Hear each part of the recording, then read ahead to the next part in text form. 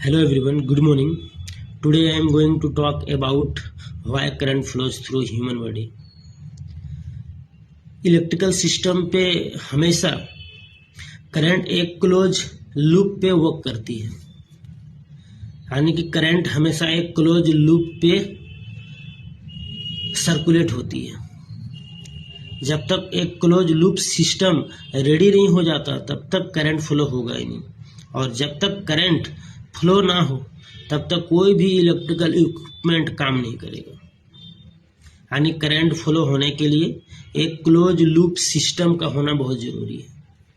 यानी करंट हमारे सोर्स से, चाहे वो सोर्स ट्रांसफार्मर हो, डीजल जनरेटर हो, बैटरी हो, कोई भी हो, उस सोर्स से होकर करंट निकल कर कोई भी इलेक्ट्रिकल इक्विपमेंट से होते हुए, पास होते हुए, फिर से न्यूट्रल के थ्रू फिर से वो ट्रांसफार्मर को जाना तय है। न्यूट्रल उसका ऑफिशियल रूट है,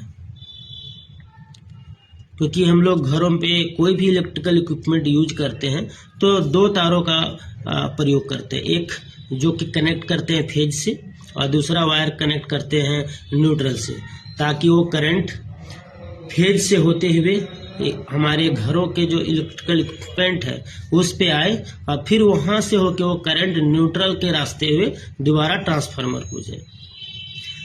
जब ये क्लोज लूप सिस्टम बनता है तब जाके हमारा इलेक्ट्रिकल सिस्टम वर्क करता है। जब हम देखते हैं कि हमारा जो ह्यूमन बॉडी है, हमारा जो शरीर है, वो किस प्रकार से एक क्लोज लूप सिस्टम बनाने में हेल्प करता है, जिसके कारण से करंट फ्लो होती है और हमें शॉक भी लगता है। हमारा शरीर इंसुलेटर तो है नहीं, तो यदि हमारा शरीर का कोई भी भाग, यदि हमारा शरीर का कोई भी भाग लाइव वायर से यदि टच होता है और शरीर का कोई दूसरा भाग यदि जमीन से टच है, तो एक क्लोज लूप सिस्टम बन जाता है। फेज वायर से होते हुए करंट हमारे शरीर को जाएगी, और फिर शरीर से होते हुए ग्राउंड, और ग्राउंड से होते हुए दोबारा ट्रांसफार्मर। क्योंकि जो ग्राउंड है, जो कि जमीन है, वो एक सुपर कंडक्टर है, क्योंकि इतना बड़ा एरिया है, और जितना बड़ा एरिया होता है उतना उसका रेजिस्टेंस कम होता है, और जितना रेजिस्टेंस कम होगा आसानी से करंट उस पर फ्लो करता है।